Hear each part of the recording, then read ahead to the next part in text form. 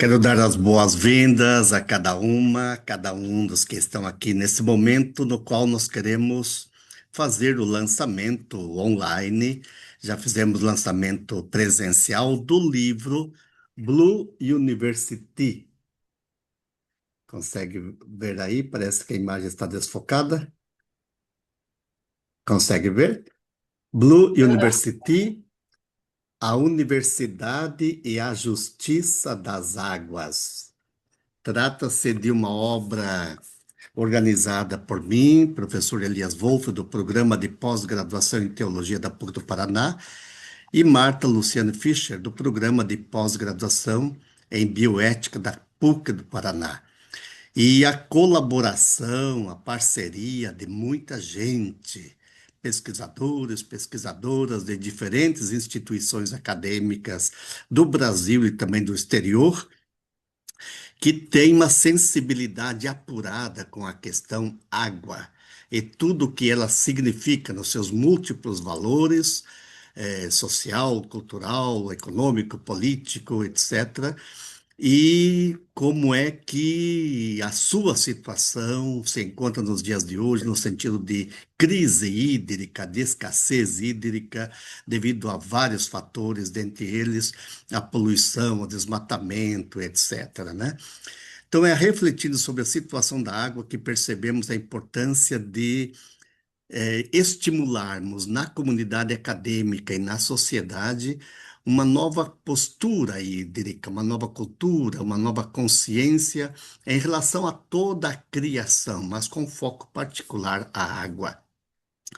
Quero dar as boas-vindas particularmente ao nosso coordenador do programa de pós-graduação em teologia da PUC do Paraná, professor Rudolf von Sinner, e desde agora já agradeço muito pela parceria neste projeto, porque a impressão dos livros, ou a sua publicação também na modalidade digital, é, foi muito favorecida e praticamente determinada pela colaboração que tivemos com fundos que vieram pela CAPES e através do nosso programa de pós-graduação em teologia e também no programa de pós-graduação em bioética. Então, na pessoa da professora Marta, da bioética, também quero que ela transmita expresse a nossa gratidão à professora Carol, que coordena este programa. E estamos falando de uma Blue University. No caso, queremos hoje dar um foco particular à Pontifícia Universidade Católica do Paraná, como uma Blue University. O que é ser Blue University ou fazer parte das Blue Community? As Blue Community, na verdade, são organizações da sociedade civil, instituições acadêmicas, comunidades religiosas, escolas ou municípios inteiros que querem assumir alguns princípios fundamentais. Esta organização que surgiu no ano de 2009 no Canadá busca então fazer com que se avance na criação de uma nova narrativa e nova postura de cuidado da água, construindo alternativas que extrapolam a esfera pública estadual no acesso ao abastecimento da água e também a sua gestão, né? E nesse sentido, como princípios fundamentais, a rede das comunidades azuis em todo o mundo. Temos hoje mais de 200 instituições que são certificadas como comunidades azuis. E, nesse contexto, as Blue University são em torno de 20 universidades em todo o planeta, duas das quais no Brasil, a PUC do Paraná e a Universidade Federal de Lavras. Vejo que o professor Gilberto já está conosco. Boas-vindas, professor Gilberto, da Federal de Lavras, que é também uma Blue University, Blue Community. Então, como princípios fundamentais, nós temos o reconhecimento da água como um bem comum e um direito humano fundamental. O trabalho pelo direito e autogestão pública e comunitária da água e a oposição à privatização da água, sua comercialização, sua mercantilização, bem como o seu uso ou o seu aprisionamento em garrafas de plástico, enfim, uma vez que plástico e água não se coadunam, né?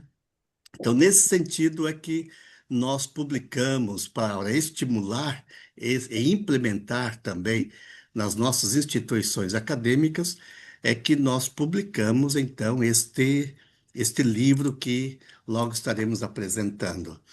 A PUC do Paraná, em 2023, recebeu o certificado eh, da coordenação das Blue Community em âmbito internacional, recebeu o certificado de ser ela uma Blue University também, uma comunidade azul. E aqui então uma foto do certificado que eu trouxe e recebi, né, pelo reitor num evento latino-americano que tratava da gestão das águas eh, na Colômbia algum tempo atrás. Perdão, na Bolívia foi este evento algum tempo atrás. Então, sem mais delongas, nesse sentido de mostrar o porquê estamos aqui, para nos apresentarmos como comunidades azuis, de onde estamos.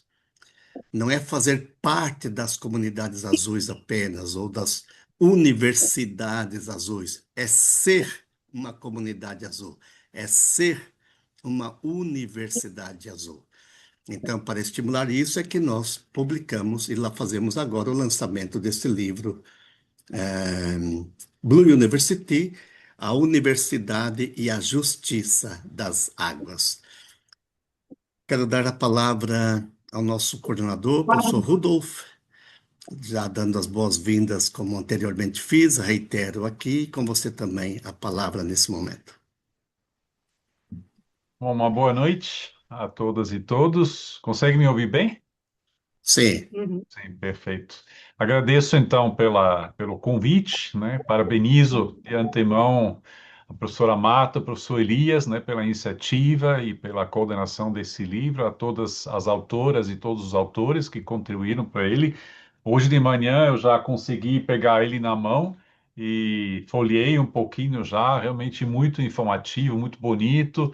E eu fiquei sabendo também de quem são os lindos desenhos, né?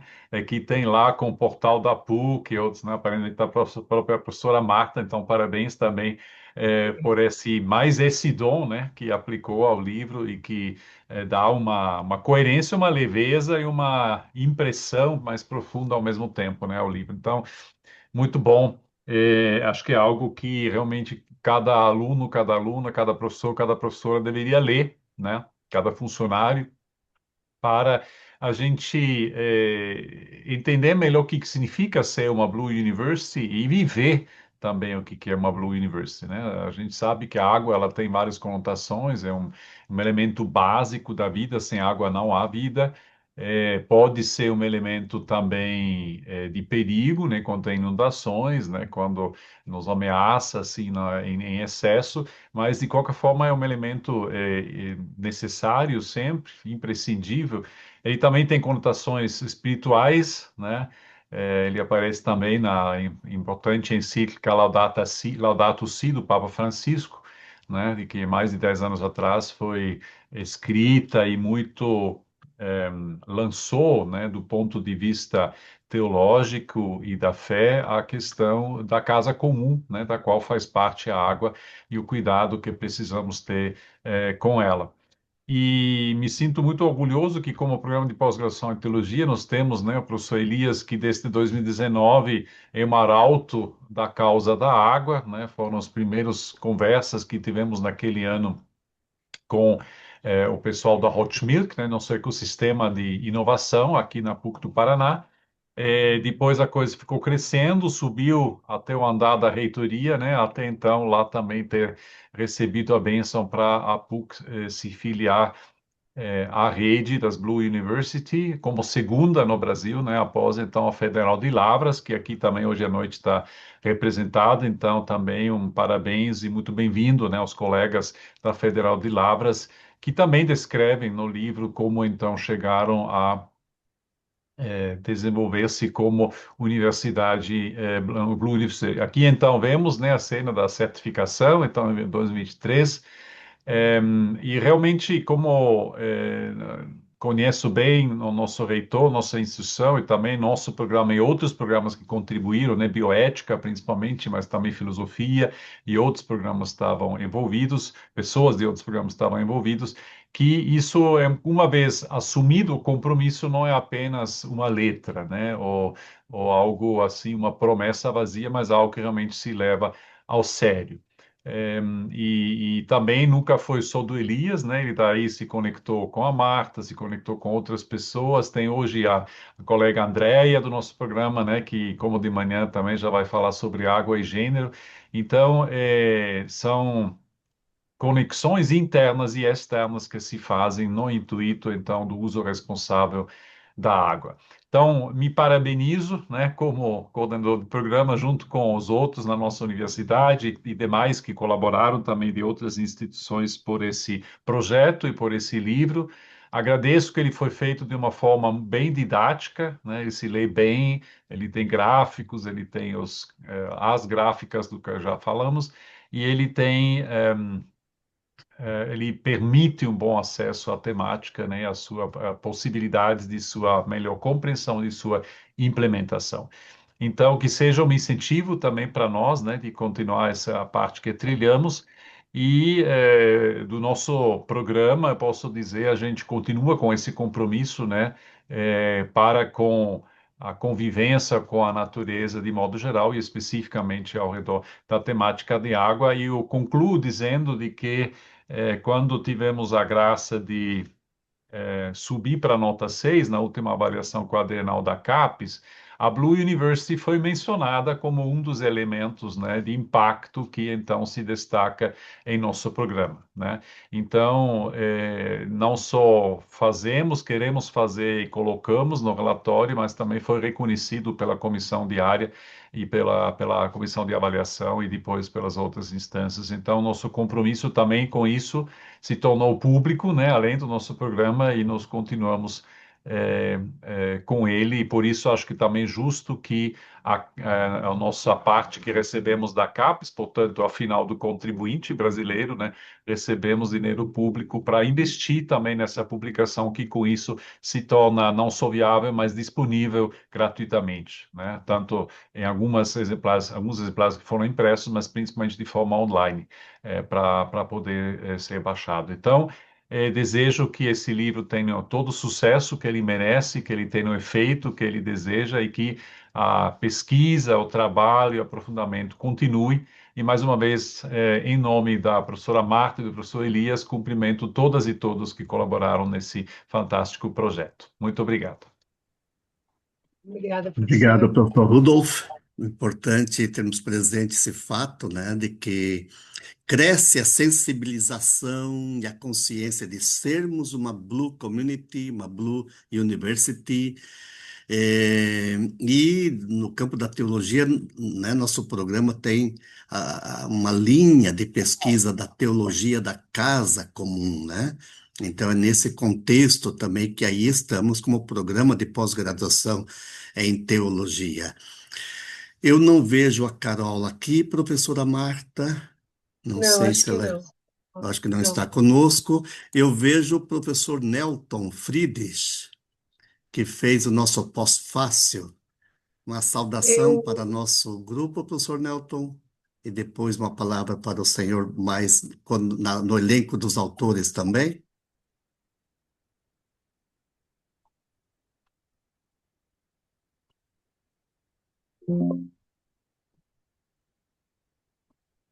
Eu acho que não está, eu não está vou, conseguindo vamos, ativar o microfone. hum, Ok, então o professor Nelton daí fala como um dos autores, né, dos tá. capítulos que nós temos na obra.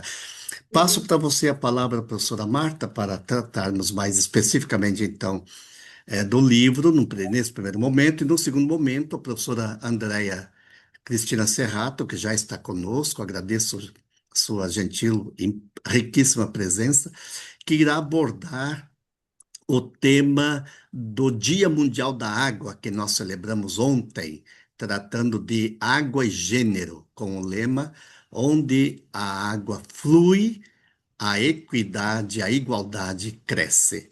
Então, logo mais ouviremos a professora Andréia tratar desse tema, que é de significativa importância. Professora Marta, por favor.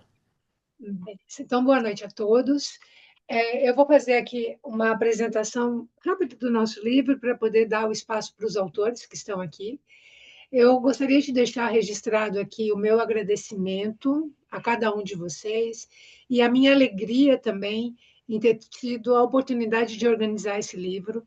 Foi muito bom, foi um dos livros que eu mais gostei de organizar, porque foi um desafio muito grande. Eu me conectei com pessoas que eu não conhecia e que eu encontrei assim uma identificação muito grande, né? Eu tive a honra de ler os textos em primeira mão, e de me identificar com cada um deles em diferentes dimensões, né? Então foi muito agradável, né? Como o professor Rudolf falou, eu fiz as ilustrações pensando em vocês, então se vocês verem as ilustrações, elas tiveram a ver com o tema de vocês, espero que vocês tenham gostado e que tenham, de fato, representado a escrita de vocês, tá? E é uma alegria muito grande também, porque eu olho para esse livro agora, o meu filho com o Padre Elias, né? O que frutificou, né, da nossa caminhada no Comitê da Água, né? Em todo o trabalho que a gente está fazendo nesses últimos 2 anos de implementação, por enquanto, né, da Blue University, né? A gente ainda tem muito chão ainda para percorrer, né, padre? O que eu acho bonito, lindo desse livro, é que ele representa aquilo que, pelo menos, o que a gente entende de uma comunidade azul, né? É uma comunidade formada por pessoas muito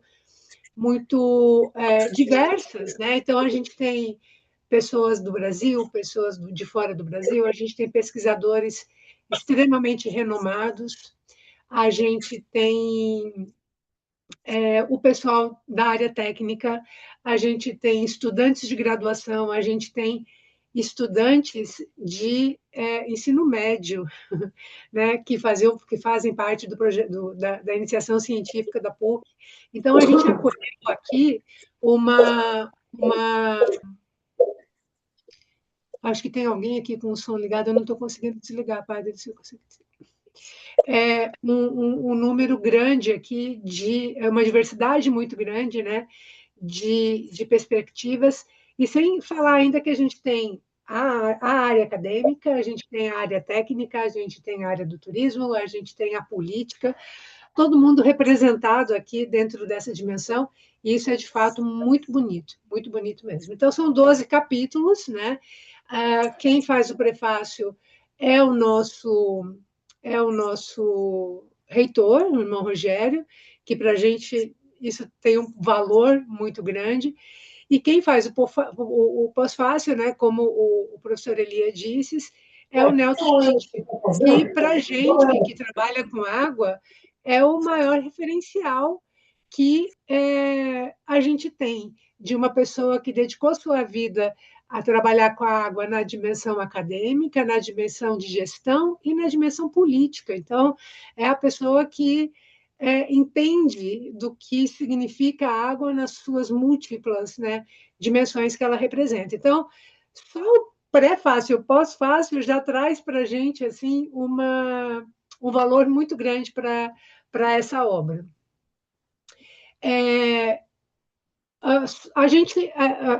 Quando a gente fala de uma universidade, a gente olha para ela como um laboratório vivo, né? Principalmente se a gente consegue articular aqui as dimensões de infraestrutura e gestão, ensino e pesquisa, extensão e comunidade. Por quê? Porque é nesse espaço aqui onde a gente testa o subjetivo numa realidade experimental, né? É esse momento em que a gente está formando os futuros cidadãos, mas trazendo para esse microcosmo, ou microsociedade, ou microcidade, a gente está trazendo os problemas reais e a gente está testando formas e inovação de como resolver esses problemas e está articulando com a sociedade essas formas de solução. Então, esse aqui é o ambiente propício para a gente poder desenvolver o que a gente almeja. Quando essa universidade se autodeclara azul, ela acaba incluindo a dimensão de sustentabilidade ecológica, relação com a natureza, com os outros seres vivos. Então, isso qualifica a governança, permite um diálogo com as ODS, reduz a pegada ecológica, permite inovação pedagógica, e aí a gente vai trabalhar na defesa do interesse da sociedade. E ainda tem uma pitada de internacionalização quando a gente consegue fazer essas conexões fora do nosso micro, né, da nossa micro sociedade, com outros trabalhos, que é o que se espera também de uma Blue Community ou de uma Blue University. Esse movimento global da Blue Community, ele vai trazer, então, alguns novos padrões de justiça hídrica, né? Ele é um movimento muito recente, mas ele já está conectando muitas iniciativas, tanto no âmbito acadêmico, quanto no âmbito de comunidades religiosas das próprias cidades. Enfim, a gente tem diferentes níveis e tipos de comunidade que estão se mobilizando para procurar uma solução com relação ao acesso universal, ao direito de acesso universal da água potável. Então, as três linhas, né? Então, entende-se por comunidade, ela não tem uma liderança, ela não tem regras, ela não tem normatizações, ela não tem fiscalização, ela é uma comunidade. A comunidade percebe o problema e a comunidade trabalha para resolver esse problema. Sendo que tem esses três focos. O primeiro foco é o direito universal do acesso à água potável. O outro é entender que a água ela não é uma mercadoria, né? Então ela não pode ser percebida com um valor econômico, e sim um valor vital para todos os seres vivos, e que isso não parte só do princípio de pagar pela água, no sentido de comprar água engarrafada, mas da própria gestão da água, como que ela é feita, se é feita por empresas privadas ou que estão tendo lucro em cima disso. Então, essa também é uma preocupação de auxiliar uma gestão participativa e, por fim, eliminar o uso do plástico, principalmente do plástico de uso único, como uma das metas. O primeiro capítulo ele foi escrito pelo Roland Bromer, ele não está aqui, acho, né? O Roland ele trabalha na comunicação das Blue Community, que ela está centralizada hoje na Suíça, e ele faz toda essa divulgação que vocês já devem ter visto, de todas as ações do mundo inteiro, e ele vai articulando as pessoas também. Então, ele faz essas conexões. O capítulo dele é bem interessante, porque ele traz um histórico, né, e aí um histórico bem fundamentado, né, por eles mesmos ali, da Blue Community, e ele traz agora uma nova perspectiva, que eles denominaram de Blue Fight, que é uma luta aqui global para a inclusão da água como direito fundamental nas constituições de todos os países, né? Então, a meta é atingir todos os países. O segundo capítulo e o terceiro capítulo é do Gilberto. Gilberto, eu queria dar a palavra para você agora, né? Para você contar esse caso de sucesso, que é a UFLA, nosso orgulho. Né? A gente tem a universidade de vocês como um exemplo, né? Tipo o irmão mais velho, assim, de muitos sucessos. Né? Então, se você quiser apresentar a tua equipe, apresentar os teus capítulos, te passo a palavra agora. Boa noite a todos. Perdão pelo atraso em entrar na reunião. Não é do meu feitio atrasar, não, mas hoje eu tive uma pequena complicação. Bom, primeiramente eu gostaria de salientar o prazer que foi para mim poder participar da autoria desses dois capítulos, né? Eu que nos últimos anos tenho trabalhado muito com a questão hidrológica, né? Represento a UFLA em comitês de bacia hidrográfica, e outros órgãos relacionados a demandas do Estado para tratar do assunto água. Tive a felicidade de ser convidado a ser o diretor de meio ambiente da universidade a partir de 2024, e foi nesse momento que eu mergulhei de fato nessa questão da Blue University, das Blue Communities, é, e do Green Metric e outros indicadores de sustentabilidade. Eu confesso que não daria conta de escrever esses dois capítulos se não fosse a ajuda inestimável dos meus colaboradores. Eu digo que eles são meus braços direito e esquerdo, o Diego Ataíde Freitas e o Júlio Márcio. São duas pessoas extremamente imbuídas com a questão de fazer uma boa gestão ambiental na universidade. Me sinto lisonjeado com os dizeres da Marta. Digo que a universidade está de portas abertas para recebê-los e que essa história, na verdade, começou na década de 60, 70, com a construção do campus novo da universidade. Nós tínhamos um campo histórico em que ele ficava bem limítrofe ao município. Por volta de 1970, foi construído o campus novo, né? Um pouco, cerca de 2 quilômetros, assim, distante do campus histórico, né? E não tinha água potável nesse campus. Então, em 1991, foi inaugurada uma estação de tratamento de água, uma estação compacta, com capacidade para atender uma comunidade de 16 mil habitantes. Foi o projeto já prevendo a expansão da universidade, isso em 1991. Eu me tornei estudante na universidade em 1994, então a estação de tratamento ela está completando 55, 30, 31 anos. Né? Isso, 31 anos. 35 anos. Bom, após essa criação da estação de tratamento de água, em 2008, a partir de 2008, nós tivemos uma virada de página na gestão ambiental da universidade. Foi criado um plano de gestão ambiental robusto, é, e aí vieram uma série de novos investimentos. Eliminação de fossas negras, construção de uma estação de tratamento de esgoto,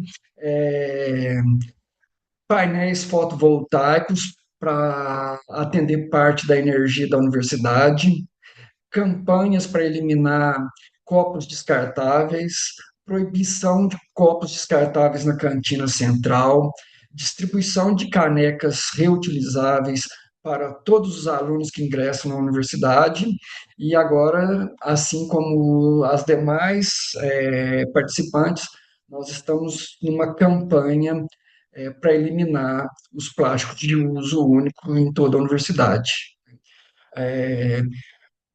Acredito que, como no Dia Mundial da Água do ano passado, que foi, salvo algum engano, foi a questão da preservação das geleiras, depois a Semana do Meio Ambiente, com a questão dos microplásticos, o Dia Mundial da Água de 2026, com a igualdade de gêneros, né, e mais outras ações, nós temos que caminhar firmemente para essa questão de uma adaptação, mitigação dos avanços das mudanças climáticas, e a universidade tem papel fundamental nessa questão. Eu acredito mais. Dias atrás, eu fui convidado para integrar uma equipe multidisciplinar para participar de um concurso para a renaturalização de um rio urbano. Eu me senti extremamente lisonjeado com esse convite e acredito que essa questão desse cuidado com os nossos rios urbanos vai se tornar cada vez mais importante para nós das universidades em gerar pesquisa e conhecimento sobre esse assunto e tornar os nossos rios urbanos o mais natural possível para as pessoas das comunidades. Muito obrigado a todos e uma boa noite.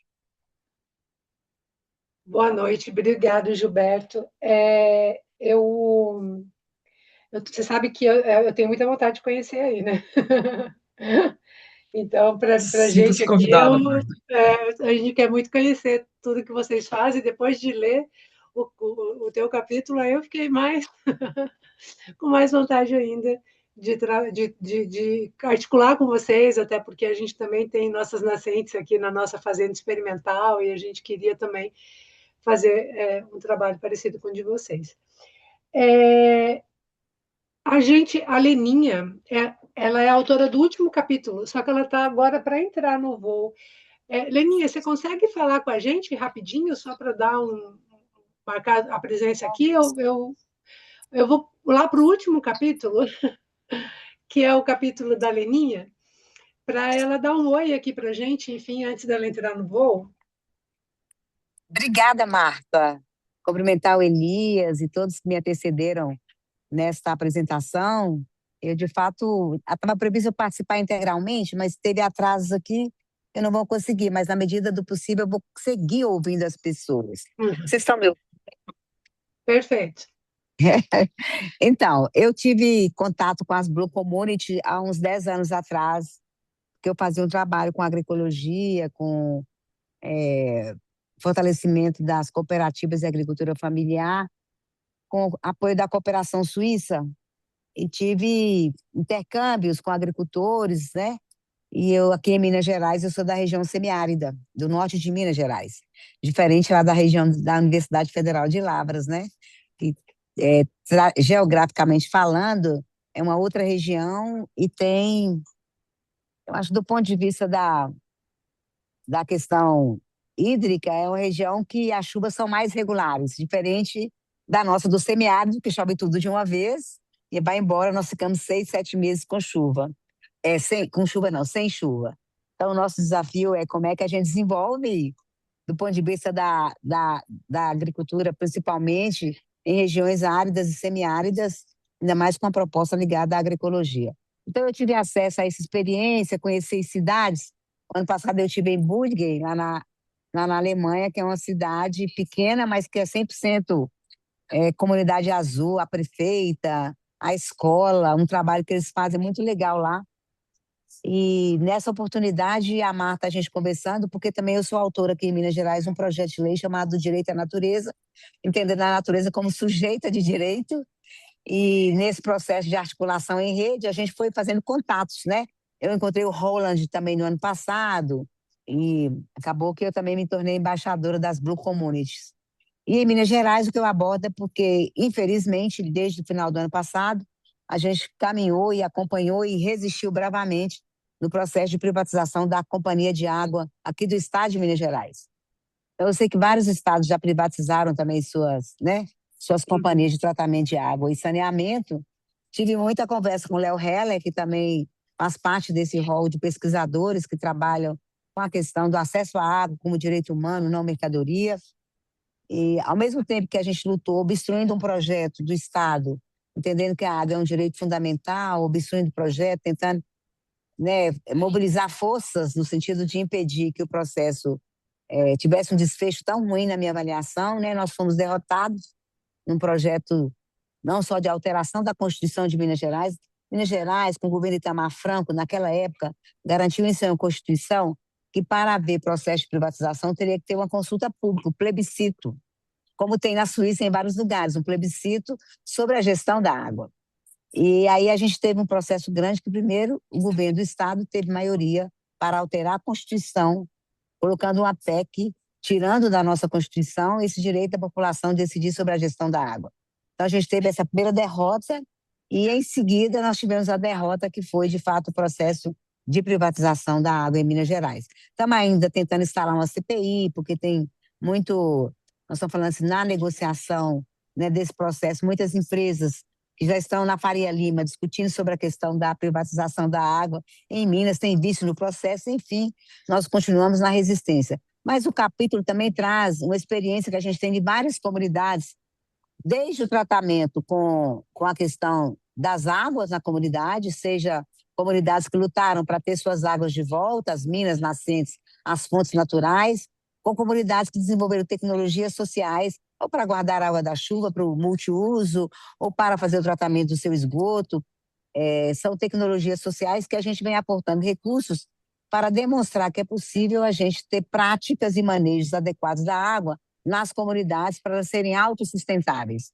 E aí a ideia é que essa comunidade que eu tenho investido nos últimos anos, inclusive numa discussão com a Fiocruz, com o Leo Heller, da gente continuar com pesquisa nela, para a gente mostrar para os gestores municipais e para os gestores do Estado de que, de fato, quando está investimento em relação à água, é possível, sim, a gente garantir, nós estamos falando garantir água de boa qualidade para as comunidades, né? Nós estamos falando de água para beber, cozinhar, mas água também para as pequenas produções. E é claro que nesse universo a gente esbarra com, né, as grandes corporações que utilizam muita água também na região e que a gente está numa luta tremenda entre água para as comunidades e água para os empreendimentos econômicos, entendendo que eles também têm importância no desenvolvimento econômico, mas que é preciso ter manejos que sejam mais sustentáveis, né, nos processos de beneficiamento, de industrialização da região.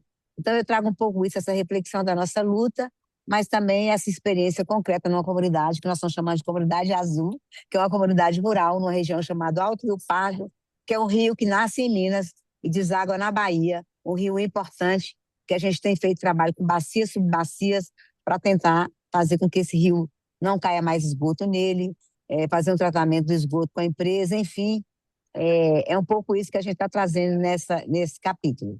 Eu não posso, aí não tive ainda o livro, mas eu já dei o caminho aí que eu posso mandar imprimir alguns exemplares aqui para Minas Gerais, mas eu agradeço desde já a oportunidade, espero que a gente mantenha a conexão nessas diversas experiências que nós temos com a questão do manejo da água, mas também com a luta política que a gente tem para garantir esse direito tão fundamental para as pessoas. Obrigada, Marta, e obrigada a todos vocês. E eu gostaria também de parabenizar você pelo teu trabalho, pela tua luta. É difícil a gente encontrar alguém que queira entrar nesse mundo da política, que não é fácil, né? Muito mais ainda sendo mulher, e ainda no campo que envolve muita economia, muito dinheiro, muito poder, né? Sem dúvida nenhuma, é uma luta que deve dar um cansaço assim de tanta coisa que precisa enfrentar. Então, ver um político que mantém, né, que se mantém ali nessa luta pelo tempo que você está, é admirável, né? Então, eu gostei muito de ver o teu percurso, Agora estou acompanhando o teu canal ali, né? Embora não seja do mesmo estado, mas vai que você vai para a federal, né? Aí, aí fala por todo mundo.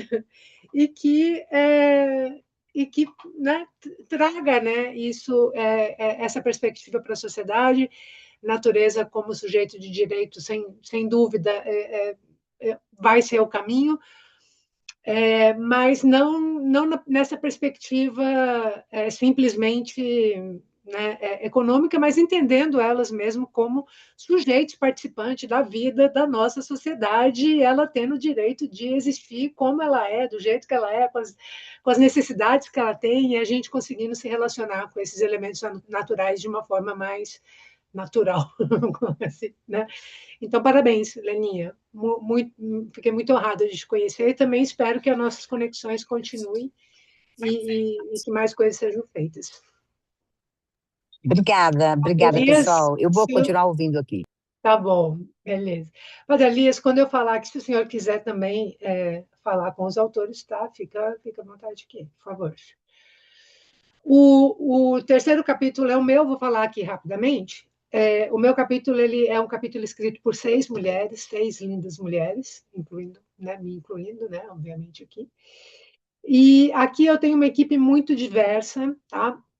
Esse trabalho com água é um trabalho que o grupo de pesquisa em bioética ambiental já vem fazendo há mais de uma década, né? Então, eu trago aqui na minha equipe a minha coordenadora do curso, que ela está junto comigo desde quando ela não era coordenadora, né? Ela era professora, trabalhando essas questões da água. Então, a gente tem já uma série de publicações dentro dessa perspectiva da água como direito fundamental e bioética. Eu tenho aqui a Karina, que é minha mestranda atual, e a Daiane, que terminou, né, o mestrado, defendeu o mestrado há alguns meses, que trabalham juntos com a minha PIBIC graduação, que é a Laísa, e a minha PIBIC iniciação científica, que é a Nayara, essa menina linda aqui. Ela está no ensino médio, começou a trabalhar com a gente no primeiro ano, e está junto com a gente, ajudando a gente nessa perspectiva aqui da água. Então, para mim, é uma satisfação muito grande poder estar compartilhando esse texto com elas. O nosso trabalho foi um trabalho empírico, as meninas elas foram entrevistar alunos e funcionários e professores da nossa instituição para entender como que eles estão entendendo a Blue University. A gente já tem 2 anos, se esse selo está sendo disseminado para eles ou não, e se eles estão dispostos ou não a se relacionarem com essa perspectiva, né? Então, a gente entrevistou 151 alunos de 33 cursos e só 10% ouviram falar do selo Blue University. Isso mostra para a gente que tem uma lacuna de informação, onde a gente precisa atuar, né? E mesmo aqueles que ouviram falar, ainda na hora que a gente pede para dizer o que é, né, a gente vê que tem um pouco de dedução ali. Então, está faltando vou até colocar entre aspas aqui, um letramento para a água aqui também, para esses nossos estudantes. Está tudo muito superficial ainda, né? Aí a gente perguntou para eles, a gente deu 6 alternativas aqui para ver o quanto que eles estariam dispostos, de 0 a 10, a participarem dessas ações, né? Quando a gente apresenta para eles ações que eles podem fazer sozinhos, individualmente, né? Como, por exemplo, reduzir o consumo da água engarrafada ou reduzir o uso do plástico, eles estão dispostos a fazer. Quando a gente traz para eles uma perspectiva de trabalho comunitário, ou de aprofundar, ou de aprofundar a temática água transversalmente, de envolver ela nas pesquisas, aí eles já não conseguem vislumbrar essa perspectiva. Então, isso também mostra a nossa lacuna de onde atuar agora no futuro como uma Blue. E os colaboradores e professores, eles também não estão antenados com o nosso selo, né? A maioria não tem certeza do que se trata, mas principalmente eles estão inseguros com relação à própria qualidade e origem da água da instituição. Então, isso mostra que a gente precisa investir em transparência, a gente precisa informar melhor de onde vem a nossa água, da qualidade da nossa água, que é uma água gratuita que a gente está oferecendo para a comunidade que está frequentando, né, esse espaço da universidade, e que sim, ele pode deixar de comprar a água comercializada e ter a confiança nessa água que a gente oferece, mas que para isso a gente precisa também letrar os nossos próprios colaboradores, e isso é um ponto importante de atenção que essa pesquisa trouxe. O segundo capítulo ele foi escrito pelo Dr. Gelson e pelo Dr. Gregory. Eles estão aqui, Elias? Não os vi. Não? Então, eles trabalham Nos na filosofia, e nos direitos humanos, né, se eu não me engano, e eles trabalharam aqui também uma experiência Filosofia, universitária, sim. na filosofia, né? E eles trabalharam dentro da PUC também, uma experiência que eles estão tendo na sala de aula, de como ensinar essa relação com a água através da perspectiva da responsabilidade de Hans Jonas, né, que é o filósofo que eles trabalham bastante, que eles articulam bastante, e aí eles trazem essa experiência de como trabalhar isso com os alunos da filosofia. Então, é bem interessante também essa abordagem. O outro capítulo, o professor Bianchini está aí? Acho que não, né? O professor Bianchini, ele dá aula para ciências biológicas e ele trabalha com uma parte mais técnica, que é a qualidade da água, ele trabalha com bioindicadores, então ele trabalha na formação técnica, né, desses alunos, mas agora ele está trazendo também uma perspectiva não só de avaliar a qualidade da água pelos bioindicadores, mas de repensar os bioindicadores associados que têm uma identidade com a própria comunidade, né? E que esses indicadores não possam ser lidos também pela comunidade. Então, é uma perspectiva bem interessante. O professor Bianchini, ele também fez um trabalho recentemente que não entrou no capítulo, mas que também eu gostei bastante, que foi de avaliar a higiene das garrafas descartáveis que a gente usa, né? Ele alertou que essa garrafa, que o pessoal compra água mineral e fala, não, eu comprei água mineral, mas eu vou usar essa garrafa até ela desaparecer. E aí usa essa garrafa indefinidamente, ele diz que isso é muito perigoso, porque esse plástico é um plástico para ser o plástico de uso único, então ele vai ter vários riscos para a saúde, não só com relação a microplásticos, mas também com fissuras que vão ser formadas no plástico, e aí vai ser propício para crescer bactérias, algas e fungos, enfim. E também a própria higienização da garrafinha, que é algo que a gente tem que falar também, porque muitas vezes ele até pontuou, se acredita que se dá uma água de qualidade pela instituição para o aluno, mas o recipiente que ele usa para poder ingerir essa água é um recipiente contaminado. E isso a gente precisa olhar melhor para isso e também ensinar, né, as pessoas, né, a como fazer uma higienização correta. O próximo capítulo, né, do professor Elias, então passo a palavra para ele. Bom, nesse capítulo eu tentei contribuir com uma reflexão que diz respeito à compreensão da água como direito humano fundamental e, em função disso, a necessidade de vez, assumirmos uma postura em relação à água que diferencie de posturas mercadológicas ou mercantilistas em relação à água. Porque a questão que eu percebo na essência é uma espécie de contradição. Afirmar a água como mercadoria implica em questionar o direito humano fundamental. Porque como fica o acesso à água, as pessoas economicamente fragilizadas, empobrecidas, o que estão de fato em situações de desemprego, em várias outras situações que não possibilitam comprar água. Então, percebemos que há uma grande tendência em afirmar a água como mercadoria e tornando-a um objeto de mercado igual aos demais, como, por exemplo, pelo fato de a água estar na Bolsa de Valores de Chicago, ou grandes campanhas que nós percebemos em âmbito nacional e todos os povos, praticamente, de privatizar a gestão da água. Então, são elementos que nos levam a algum questionamento. Há uma afirmação, sim, de que a água tem um valor economicamente mensurável, no sentido de que ela hoje representa cerca de 60% do PIB global anualmente. Há cerca de 58 trilhões de dólares que são investidos, que são fornecidos à humanidade através da água, das várias formas do uso da água, né? Desde o alimento que nós comemos, a roupa que nós vestimos, ou mesmo a água que nós tomamos. Então, em função desse valor, digamos, mensurável, economicamente mensurável, é que crescem as campanhas da privatização da água e de reconhecê-la também como um objeto de mercado igual a tantos outros.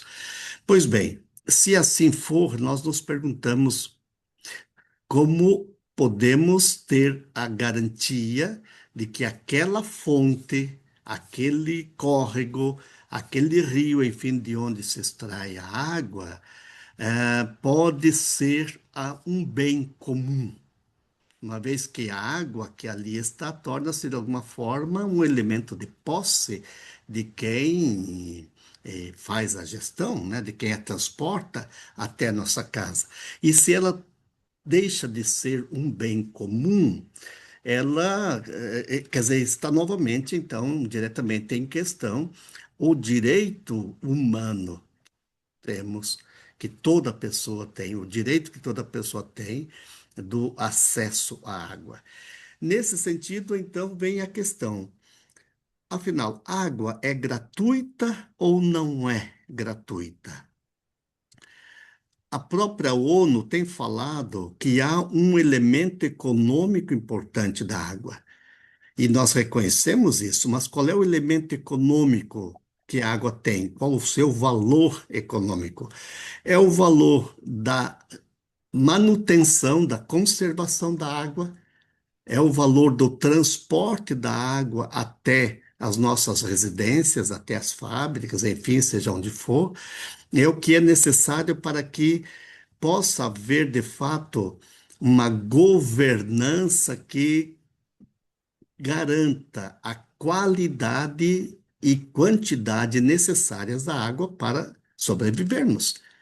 Cada pessoa, segundo dados de pesquisa sobre saúde, por exemplo, afirma que, no mínimo, nós precisamos de 110 litros de água.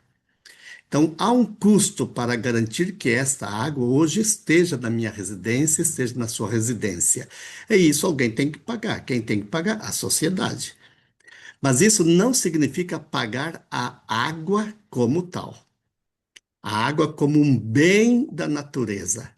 Ela não tem um valor econômico em si mesma, a não ser a gestão em relação à água. Isso que eu acho que é importante nós desenvolvermos nas nossas reflexões com as pessoas, nas comunidades, na sociedade e também na academia. Então, quando digo que há então uma dimensão de gratuidade da água, leva-nos a novas posturas em relação à água, no cuidado, na proteção e também na garantia da água como bem comum.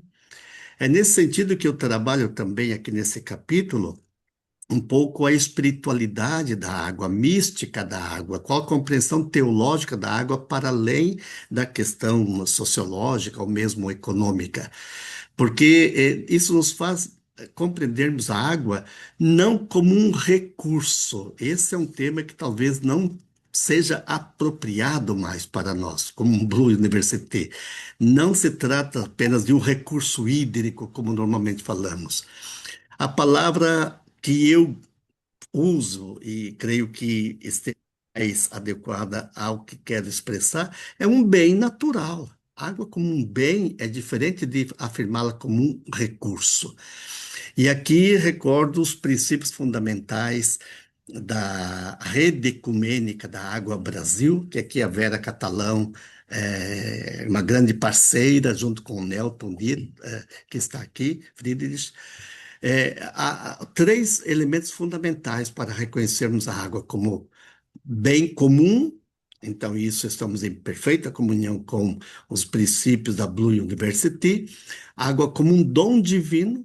Então, aqui é um elemento de transcendência da água, de transcendência, né, na água.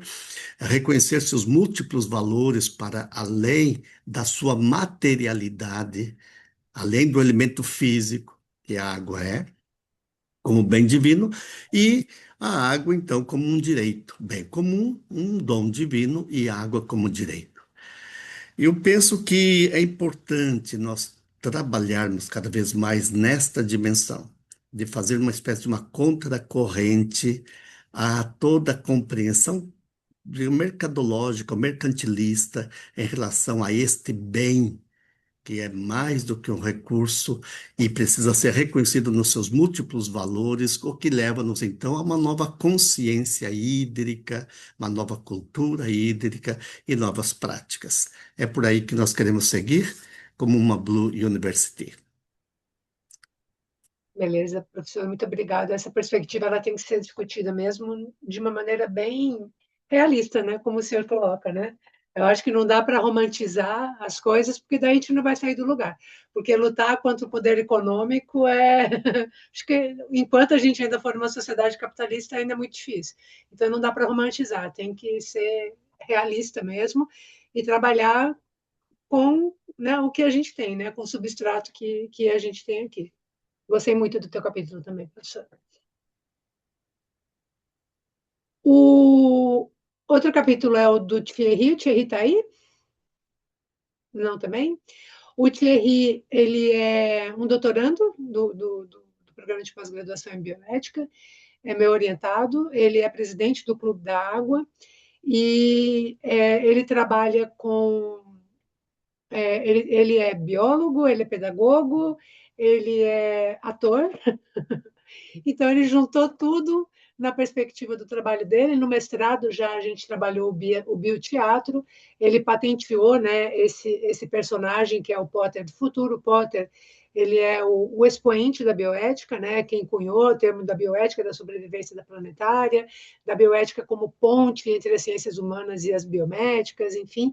E ele traz um personagem que ele... E o Potter, em 1970, ele previu tudo que está acontecendo agora, né? As grandes catástrofes. Na época estavam achando que ele estava sendo pessimista. E né, esse personagem ele é o bisneto dele, que está lá no futuro, acho que 2030, se não me engano, e tudo aquilo que o bisavô tinha previsto aconteceu, né? E a Terra estava o caos. Então ele resolve voltar, vir para o presente e trabalhar aqui com a educação ambiental, com as crianças,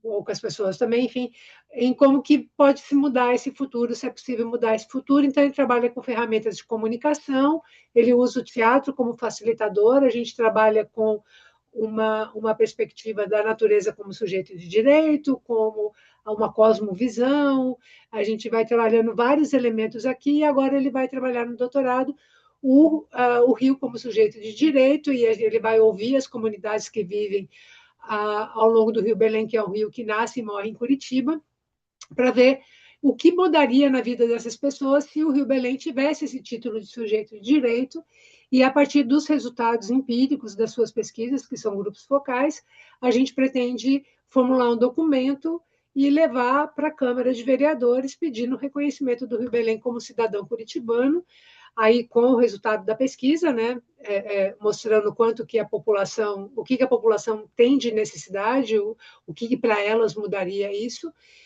e ver se pelo menos um movimento na nossa Câmara a gente consegue, né, com relação a isso.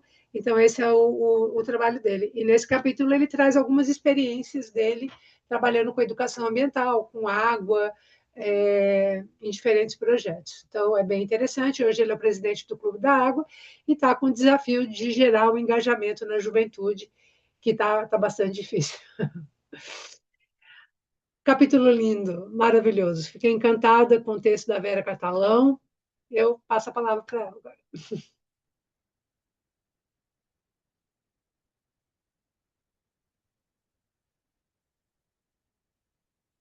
Vera, está ouvindo a gente? Seu microfone, Vera. Estamos tão ouvintes como a água é, né? A água é a senhora da escuta. Basta a gente olhar, né? As Sim. nossas orelhas, como elas lembram, uma concha marinha, né? Onde a gente pode escutar. Aí a gente, todos nós escutando aqui, e a gente se esquece que está no mudo, né? Mas eu fiquei muito encantada com o trabalho que antecede a minha fala, e foi colocado pela Marta, do Thierry, que traz a questão da água como sujeito de direito. A gente fala muito água como direito humano, o outro polo disso é a água como sujeito de direito, né? A minha proposta em Água e Poesia na Gênese do Humano é que, assim como a água, o elemento primordial da criação da vida, da criação planetária mesmo, os seus relevos, das suas formas originárias de vida, que define o humano é a sua capacidade criativa, né? Tem um autor, um filósofo, novelista alemão, que me inspira muito, que diz exatamente isso, que é como um poeta, que é como uma poeta enquanto ser criativo, que o ser humano se faz no mundo. É a origem do humano, a sua capacidade de criar uma bacia semântica, assim como tem a bacia hidrográfica, que é um espaço de confluência, não é? Das águas. É muito bonito isso, o vale. Quanto mais baixo está a água, mais humilde, mais água recebe. Então, a confluência demanda uma receptividade, um acolhimento muito grande, não é? E, por sua vez, no humano, esta capacidade de criação, ela ocorre, ela emerge na relação intersubjetiva entre os seres humanos, a necessidade da fala, a necessidade de um tipo de compreensão, a criação de uma bacia semântica, uma bacia de sentidos que se expressa na palavra. Tem outro texto lindo, que eu cito aqui, que me inspirou, mas eu sempre gosto de falar, do Ilya Prigogine, aquele autor da chamada Teoria do Caos, Teoria das Estruturas Dissipativas, onde ele diz que a criatividade humana é um prolongamento da criatividade da natureza. Então, isso nos irmana novamente. Isso nos mostra que na vista evolucionária vem o ser humano por meio da cultura e do ato criativo, da poiesis, de dar um sentido espiritual, um sentido a si própria, a toda a criação, né? Então, é aí que a gente se encontra nesse capítulo, Água e Poesia, na gênese do humano. Assim como a água é a gênese da vida, a poesia é a gênese do que nos faz humano. E nesse ser humano, também só se cria sociedades quando existe uma comunidade se cria, uma comunidade se reúne com interesses comuns. O Maturana diz que a gente aprendeu a falar pela necessidade imensa, uma necessidade amorosa de se comunicar com o outro. Então, essas coisas se encontram e me trouxe uma profunda alegria ao convite do Padre Elias, a quem eu agradeço imensamente pelo convite. Depois a Marta continuou né, nessa conversa, onde a gente, esses capítulos, no encontro de outros capítulos, e essa diversidade desse livro também merece uma apreciação especial, porque são diferentes abordagens que se encontram. E, mais uma vez, água como confluência. E esse livro é um espaço de confluência, né? A gente não pode deixar de bater palmas a essa obra coletiva e de convidar vocês, nossos leitores, não é? A que apreciem, né, esse encontro neste vale, que é a Blue University, né, que se oferece nesse momento para apreciação de outros, além da gente que produziu esses capítulos. Né? Eu gostaria também de chamar a atenção para que se encontre, esse é um espaço de diálogo, a questão da água como sujeito de direito. E aí esse trabalho do Thierry com a Marta, né, de levar isso para o Rio Belém, é isso? Isso, Rebelém. É o rio que nasce e morre em Curitiba. É. Então, ele é curitibano. Pois é. O Rio Belém possa conseguir essa declaração de um rio como sujeito de direito. Nós temos no Brasil já 5 ou 6 rios, acho que 6, e conseguiram, por esse mesmo processo, né, por meio das câmaras legislativas, reivindicarem esse direito desse rio como sujeito de direito, e a comunidade, né, a gestão dele é feita por um coletivo oriundo da comunidade que representa a voz do rio, né? É essa comunidade que fala pelo rio. E aqui nós temos a fala da água expressa na fala humana, né? de falar desse direito da natureza, somos natureza, um prolongamento criativo dessa natureza. E como tal, a nossa vocação, eu diria, é tornar o mundo que vivemos e a natureza da qual somos parte, aprimorar seus processos, torná-la mais bela, com mais capacidade de compartilhamento. Parece um sonho, mas eu acho que esse sonho está começando aqui, começando em outros espaços, que igualmente assumem, né, esse propósito de reconhecer a água como direito humano, direito de todas as comunidades de vida, né, e como sujeito de direito.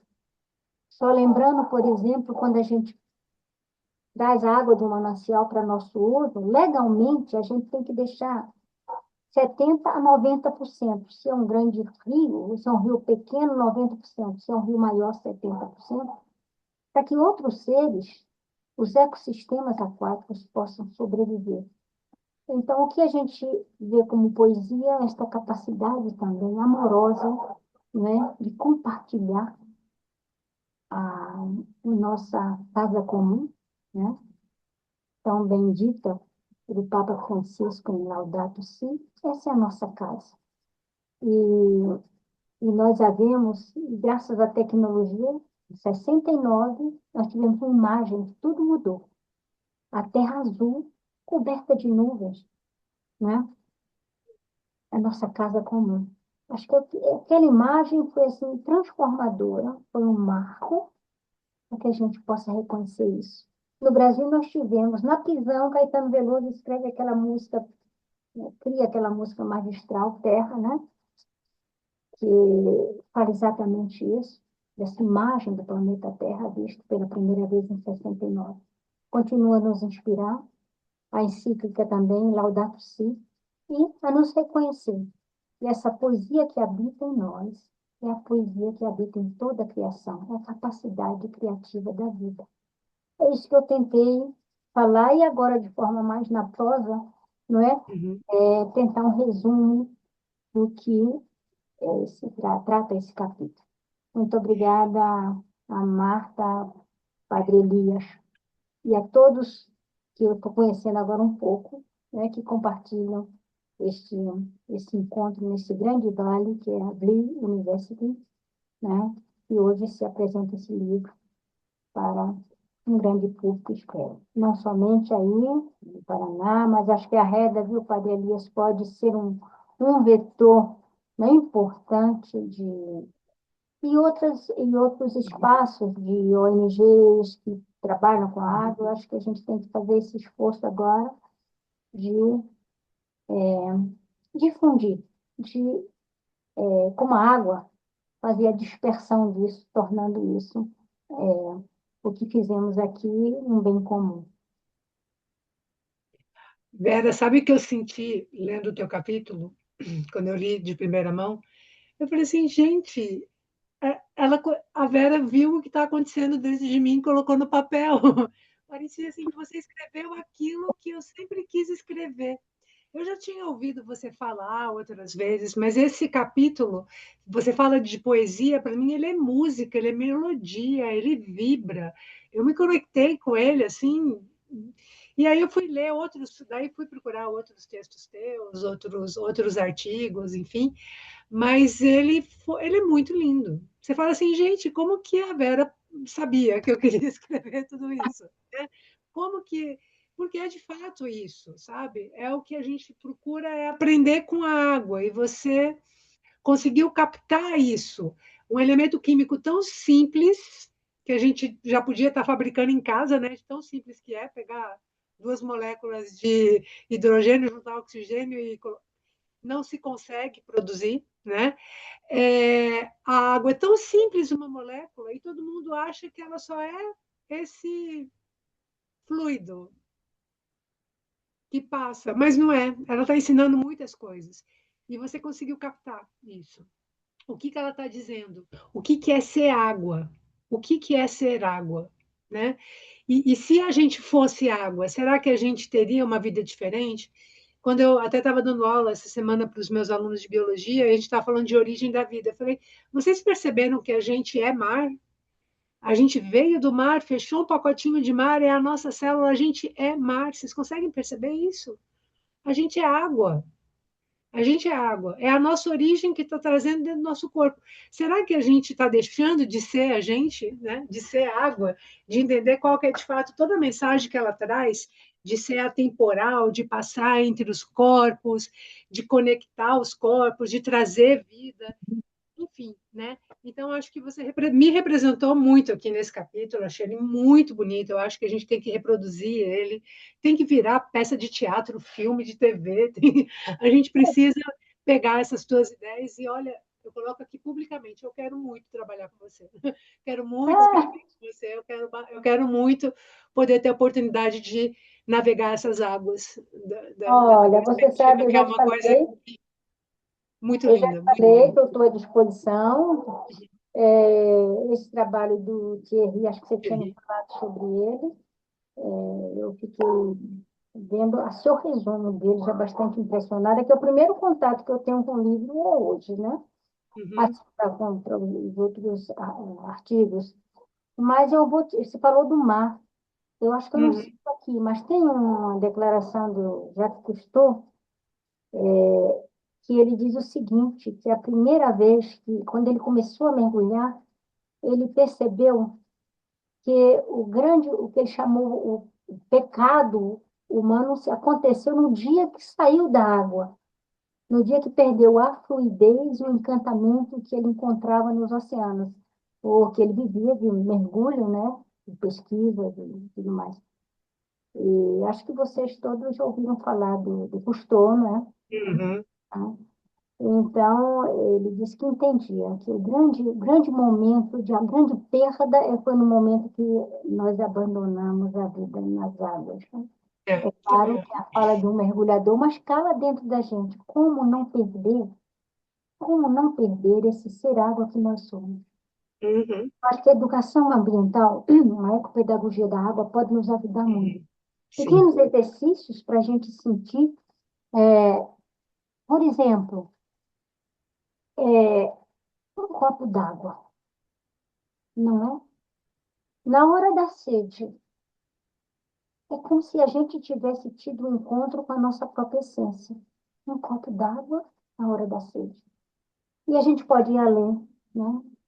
E nunca falta da água a quem tem sede. Eu acho que, infelizmente, chegamos ao século XXI com mais de 1 bilhão de pessoas que não têm acesso, 1,6 bilhão, se não me engano, à água potável de qualidade. Então, isso é nós nunca podemos esquecer da importância do artigo do Padre Elias, né, que a água não pode ser mercadoria. A água é um bem da vida, a água é um bem comum, né? E a água é um ser de direito, que aí a gente avança mais um pouco, não é só para nós, ela em si é um ser de direito. Esse encontro desse livro é muitíssimo. E você sabe que eu tenho o maior orgulho do meu nome, né? Porque eu digo que Marta tem mar, tem ar e tem mata. E Tá nome certo. me deram. Muito obrigada, tá? Obrigada mesmo por ter Agradeço. feito parte do nosso livro. Ele foi fantástico teu capítulo. Padre Elias, quer falar alguma coisa? Posso tocar? Hum. Tem alguém aqui da Bárbara? Bárbara está por aqui hoje? A Bárbara, ela fez um capítulo muito bonito também. A Bárbara é da Bahia e ela trabalha com o Klaus, né? Tem algum trabalho, algumas coisas feitas com o Klaus. Ele é da Alemanha e a Bárbara está trabalhando com essa perspectiva do turismo, ela está envolvida com isso, mas ela articulou bastante coisa com o Klaus, com educação ambiental com crianças lá na Alemanha, e ela trouxe esse relato para a gente aqui, também é muito bonito, né? Vale muito a pena ver, também é super enriquecedor. E essas parcerias internacionais aqui, que também conecta a gente para outras fronteiras, né?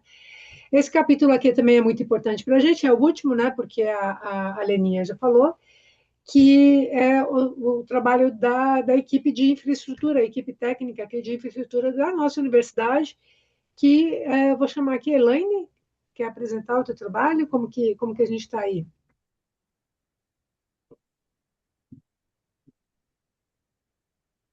Elaine, caiu? Deixa eu ver aqui se ela está aqui. Acho que ela não está aqui. Parece que ela se retirou. Ela Sim, saiu? Tá. Então, essa aqui é a sim. nossa equipe de infraestrutura da PUC, ela é muito importante também. Eles trabalham há muito tempo, mas eles não estavam conectados com a questão da Blue University. O padre Elias convidou, né, eles para comporem o nosso comitê da água, que é um comitê para operacionalizar a Blue University, e a partir desse momento a gente começou, apesar de a gente estar na mesma instituição, vocês devem vivenciar isso, a gente não sabe muito o que o colega está fazendo, mesmo na mesma instituição. E trazer o pessoal da infraestrutura para próximo da gente foi muito bom, porque a gente viu que eles já estavam fazendo várias coisas que agregavam com aquelas perspectivas, aquelas metas, aqueles objetivos da Blue University, né? Então, a partir disso, eles trazem várias experiências e foi muito engraçado que eles iam escrevendo, iam me mandando, e eu lembrava, mas vocês não vão falar de tal coisa, e tal coisa, e tal coisa. É tanta coisa para eles colocarem no livro que ela disse que ainda ficou coisa de fora. Eu falei, é importante a gente ter esse momento do livro para a gente é, congregar as coisas, né, num só espaço e a gente poder enxergar, né, tudo que a universidade está fazendo. Então, para mim também foi uma alegria muito grande esse encontro com a equipe de infraestrutura e também de articular mais perto deles as ações da Blue University. E, por fim, Ah, agora eu passo a perdão, palavra. Marta. A Oi. Ana está aqui, né? Se não estou Ah, é? equivocado, né, Ana? Ela também está no título. Olá, Ana.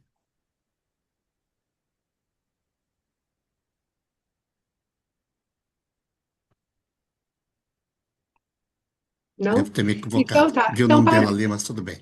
Vamos em então, Padre frente. Elias, agora a gente termina, O né, essa Nelton, primeira né? O parte. Nelton está aqui. Então, podemos passar a palavra para o Nelton agora e fechar, e Nelton, por daí favor. dar a continuidade aqui para a palestra. Aí o Nelton fez o pós-fácil e ele fecha agora, né, a apresentação do livro, né, Nelton? Deixa eu ver se ele estava conosco no início. No início ele estava conosco, mas acho que precisou se retirar também.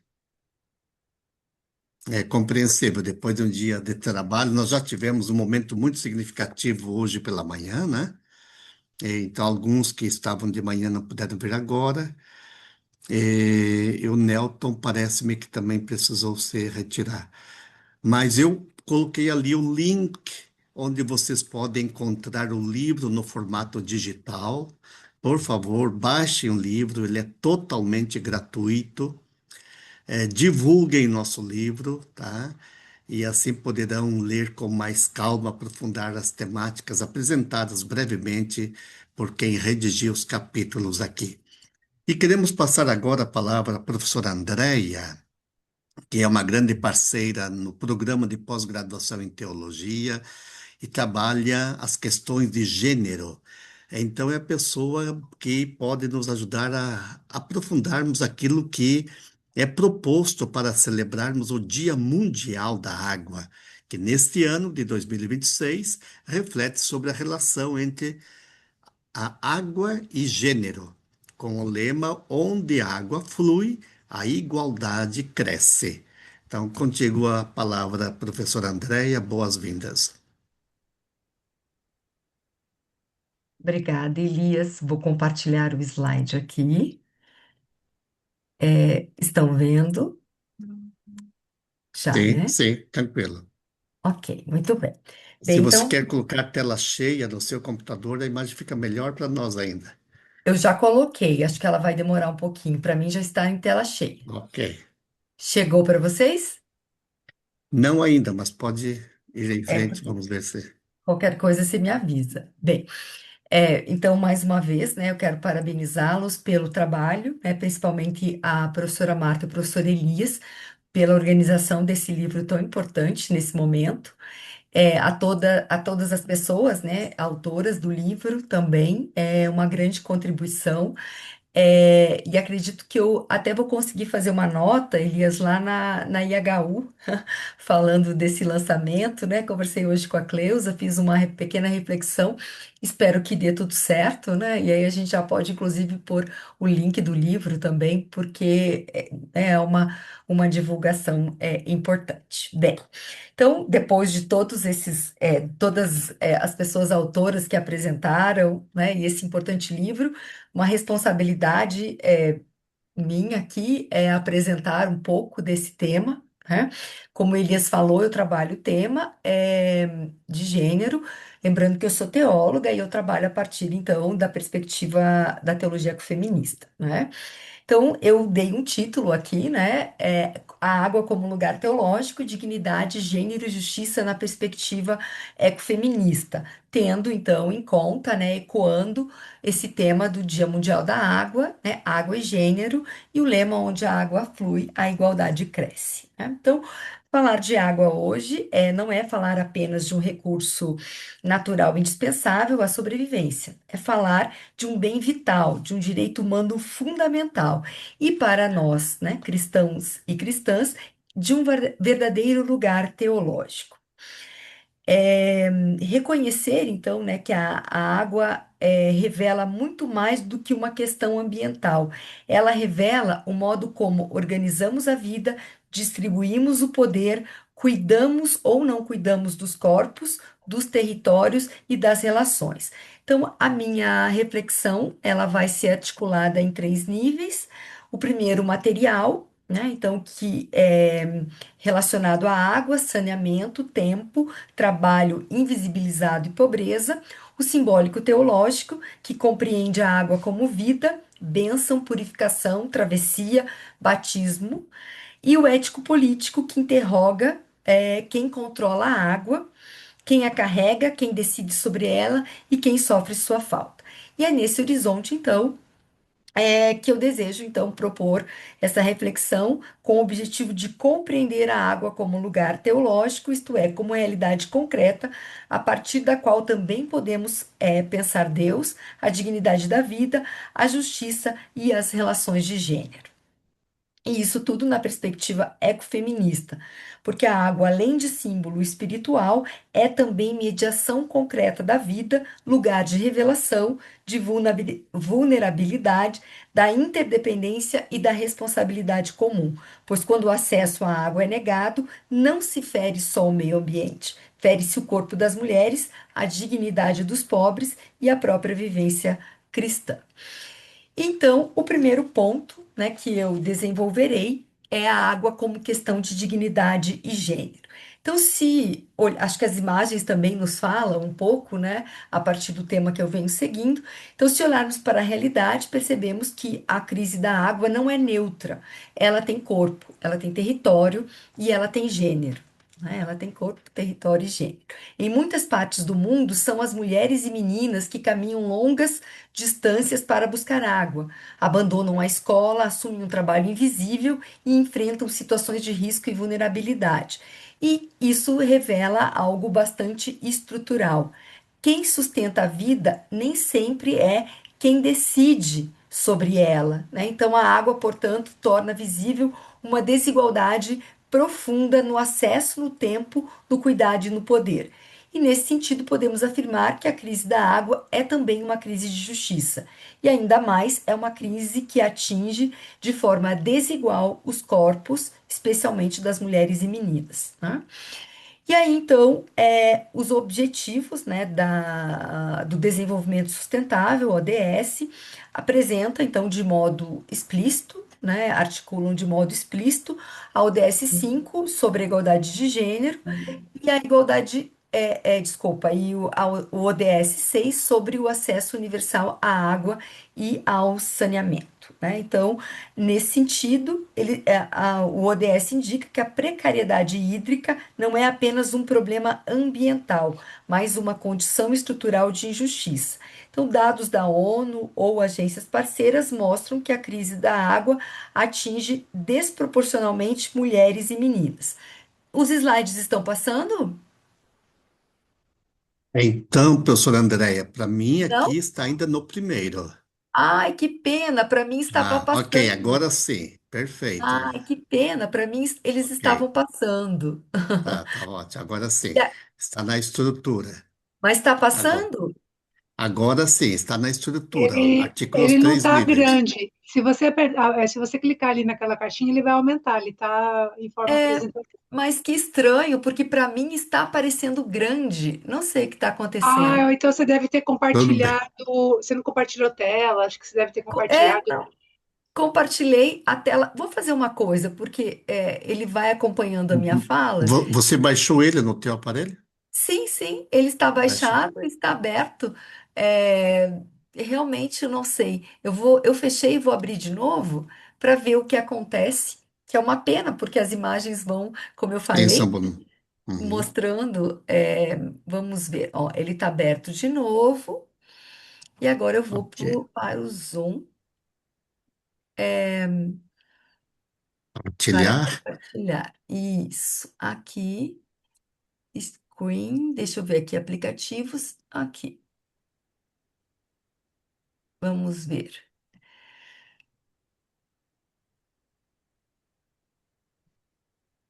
A tela cheia, vocês estão vendo? Não, para mim não. Tudo bem, eu acho que, Que não pena. sei, é, É. Uma última tentativa, se não der, eu seguirei sigamos. aqui, ó. Vou fazer essa, vamos ver. Se não der, aí eu sigo com ele pequeno. Tela cheia? Ainda não.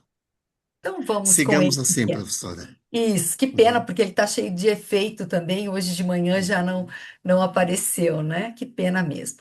Bem, então, né, aqui eu passava, falei das ODSs, né? Agora passa, né?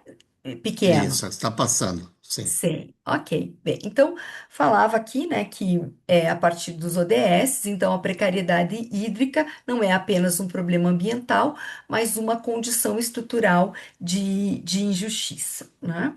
E aí, então, eu passo para esse segundo slide, para esse segundo ponto, né, que é a contribuição da teologia ecofeminista. E aqui, então, eu apresento, aí eu esqueci de alguns dados, mas tudo bem, vamos avançar, né? Só antes, então, de entrar para o segundo ponto, só gostaria de trazer alguns dados, né? Que seria esse slide que eu acabei pulando, que é, então, acho que isso é bem importante, que a ONU apresenta, né? Que 250 milhões de horas são gastas diariamente por mulheres e meninas na coleta de água em 53 países. Isso é um número 3 vezes mais elevado que os homens, né? Apenas 39% das escolas em todo o mundo oferecem educação sobre saúde menstrual, limitando o desenvolvimento. E 1 milhão de mortes anuais são associadas a partos insalubres. Infecções causam 26% das mortes neonatais e 11% da mortalidade materna. Então, nos parece inconcebível, né, que por causa da água ainda as mulheres morram de infecção, né, no parto. E 15% dos países ainda não possuem mecanismos para garantir a paridade de mulheres na gestão técnica de recursos hídricos. Então, se elas não estão nesses lugares, é difícil entender o quanto elas precisam da água, né? Então, isso, né, esse trabalho que as mulheres exercem, né, andando aí muito para conseguir água, as faz sair do âmbito, né, do trabalho, da escola, da própria sociedade, e aí, com, claro, muita dificuldade de assumir um lugar, então, realmente de decisão, né? Então, constatamos a triste realidade que quando a água falta, a desigualdade aparece ainda mais. E aqui entra uma chave fundamental do ecofeminismo. O mesmo sistema que explora a terra é o que historicamente subalterniza os corpos das mulheres, né? Então, falar de água é falar de poder, desigualdade e dignidade, pois a crise da água não é neutra. Ela tem cor social, tem território e tem gênero.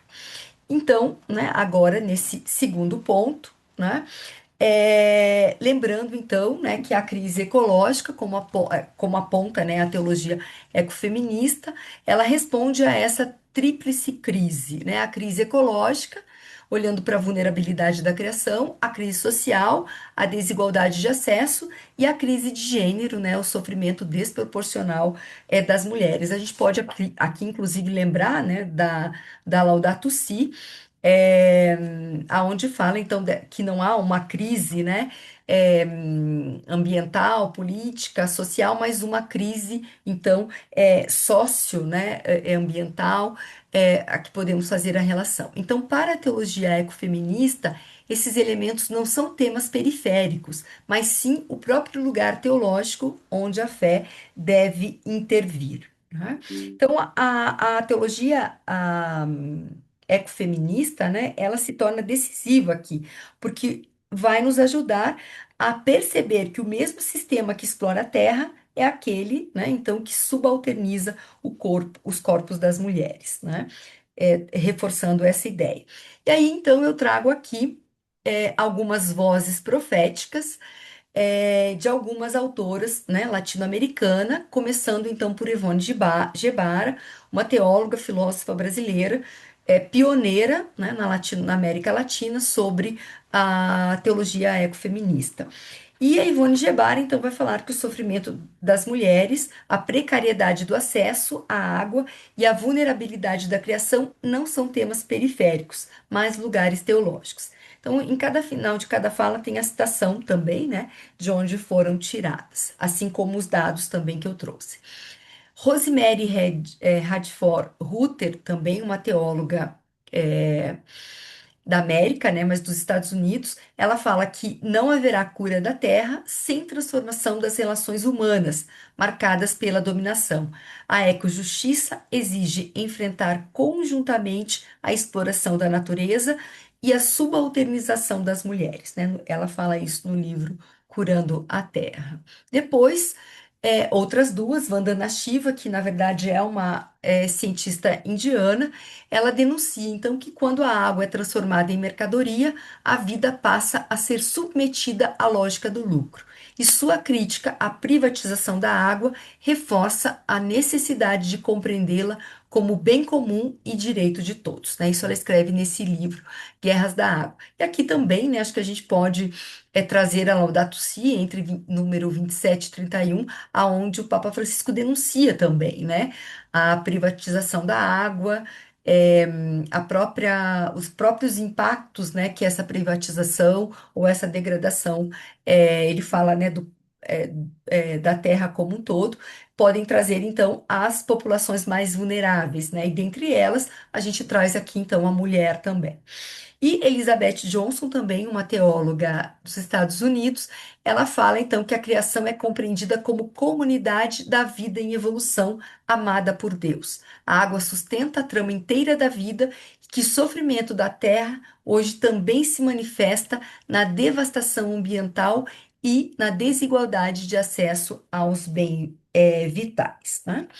Então, teólogas, dentre tantas outras, né, que eu cito aqui, mas que vêm, então, né, denunciar e realmente trazer essa reflexão a partir da teologia ecofeminista, né? Então, essas reflexões não permanecem apenas no âmbito conceitual, é, estudos empíricos mostram que em contextos rurais e de pós-conflitos, mulheres lideram práticas concretas de cuidado da água que articulam sustentabilidade, protagonismo feminino e construção de paz ambiental. E eu encontrei então esse artigo, né, que vem trazer então falar então, né, desse contexto rural do pós-conflito nos municípios de Mesetas e Vistahermosa, na Colômbia, e aonde apresenta então justamente mulheres que lideram ações concretas de cuidado da água e do território, articulando saberes ancestrais e práticas comunitárias. Desenvolvem ações como filtragem artesanal da água, hortas agroecológicas, uso de plantas medicinais e mingas de proteção de quebradas.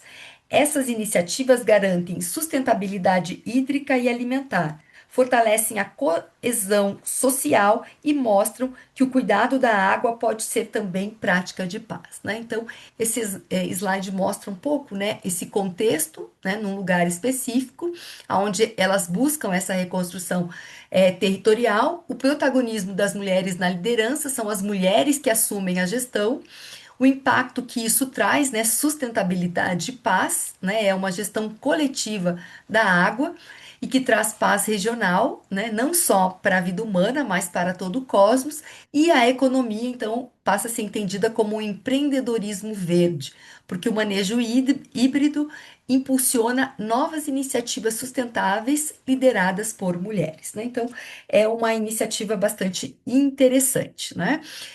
E é interessante essa frase que tem ali, né? Onde a água flui, Deus se revela. Eis o que apresenta a reflexão teológica ecofeminista. Considera a vida como dom, mais a vida de todo o cosmos, né? Então, a água também como dom. E a gente poderia fazer a relação aqui também, a partir do ecofeminismo, dessa água que é movimento, é relação e é passagem, né? É justamente nesse fluxo que se revela algo da própria lógica da vida. Em muitos contextos, são as mulheres que permanecem nesse lugar de mediação entre a escassez e a sobrevivência, entre a ausência e a continuidade, tornando visível que sustentar a vida é, antes de tudo, um ato relacional, né? Então, a teologia ecofeminista nos ajuda a verificar, né, a identificar isso. E o terceiro ponto, então, é a água como lugar teológico, né, corpo, relação e justiça. Aqui, então, a partir de uma leitura ecofeminista, também compreendemos a água como lugar teológico, porque nela se entrelaçam a dignidade da vida, a vulnerabilidade dos corpos e a exigência da justiça. Então, reconhecer a água é memória do corpo, condição de vida e símbolo espiritual, mas também é trabalho invisível, sofrimento desigual e campo de disputa. Não se trata de afirmar uma ligação natural entre mulher e água, mas de reconhecer que historicamente as mulheres foram colocadas no lugar do cuidado e por isso sentem primeiro os efeitos da injustiça hídrica. É claro que aqui, em questão metodológica, é importante sublinhar que essa aproximação entre mulher e água não pretende naturalizar papéis, né? Isso é um cuidado que a teologia, que o feminismo tem, né? Mas evidenciar processos históricos de atribuição de responsabilidades e de desigualdade. Então, a leitura ecofeminista não essencializa, mas denuncia e transforma, tá? Então, acho que isso é importante também. Bem, e a resposta teológica, portanto, né, como já falei, então não é essencializar o feminino, mas transformar o cuidado em responsabilidade coletiva e critério de justiça. Então, essa dinâmica pode ser observada também em contextos andinos. E eu trago aqui, então, mais um exemplo desse povo, né, o Ari, aonde tem, né, então, uma representação, né, da memória local que preserva figuras femininas associadas à fertilidade da terra e à distribuição das águas, ao mesmo tempo em que evidencia a sobrecarga cotidiana das mulheres no cuidado doméstico e comunitário da água. Então, a Mama Wako, né, é uma figura mítica e guerreira na fundação do Império Inca, descrita como uma líder feroz e sacerdotisa que ajudou a conquistar o Vale de Cusco. Ela seria a primeira coia inca, que é uma rainha, né? Dentre lá as especificações que tem, né? Agora não vou explicar, mas algo realmente, né, importante e significativo. Ela aparece associada não só ao ensino do cultivo, mas também a um papel relevante na distribuição das águas no início do ano agrícola. Isso mostra que, em certas tradições, a mulher está vinculada à fertilidade da terra, ao ordenamento da vida e à mediação da água.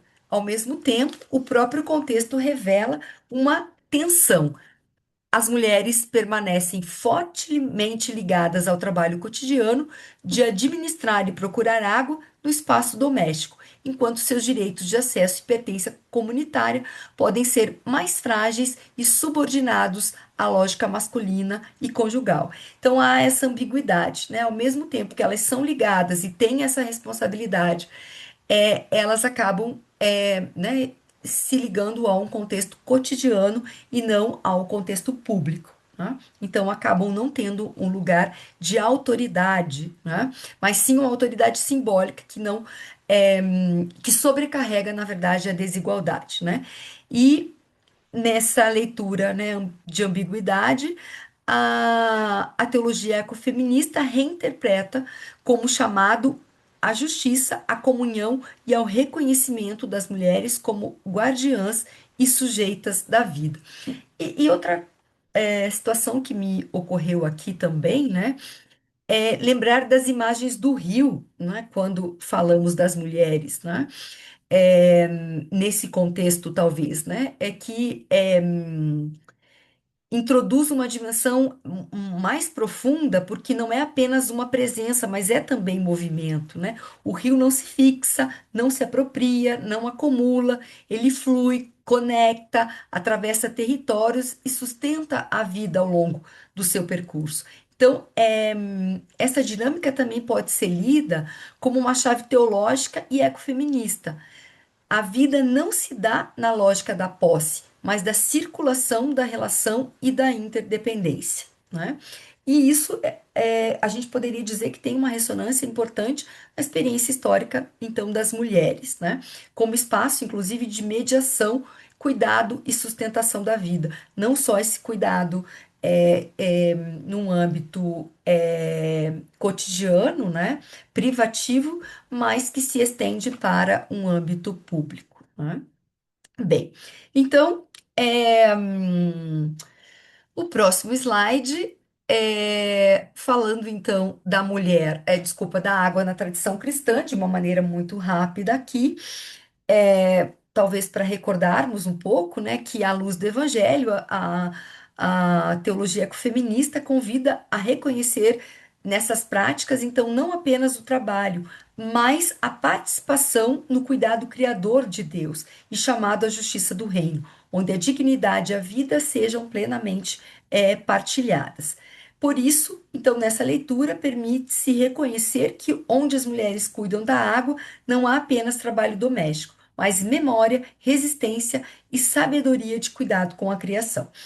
E nesse sentido, então, né, de maneira simbólica, a água aparece como água da criação, né, a água do êxodo, da travessia, a água prometida pelos profetas, a água viva oferecida pelo Cristo, a água do batismo, sinal de nova vida, a água também, né, como força, como destruição, ou seja, né, nas Escrituras a água nunca é neutra, ela é sinal de vida, libertação, comunhão, e isso tudo, então, vamos compreendendo a força que ela exerce, né?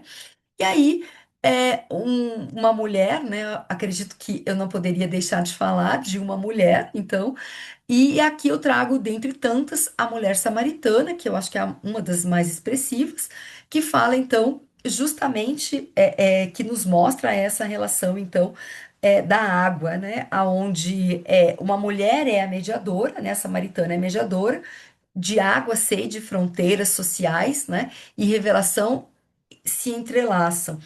É o próprio Jesus que pede água para ela, né? Então é uma mulher num poço, num, de um povo que está, né, totalmente excluído pelos judeus, mas é nela que Jesus reconhece, então, a interlocutora, né? Ela rompe a lógica da exclusão e ele a torna sujeito da palavra, né? Essa mulher que vai buscar água torna-se portadora de uma mensagem, né? Então, e aí, né, nesse lugar de mediação, a água então aparece, né, justamente como uma sede, né, aonde o homem pede, né, o homem Jesus pede à mulher que lhe dê dessa água, né? Claro que aqui tem todo um contexto bíblico, mas também não vou entrar aqui, né? Então, essa condição que a gente poderia dizer, né, de mediação, né? Situados em espaços de mediação, muitas mulheres vivem essa existência marcada por um fluxo, né? Se trouxermos a imagem do rio de novo, articulando relações, sustentando vínculos e fazendo a vida circular, né? Então, assim como os rios, né, tornam a vida possível, é, ainda que muitas permaneçam inviabilizadas, invisibilizadas, né, a continuidade da vida também se dá, né, a partir dessas mulheres.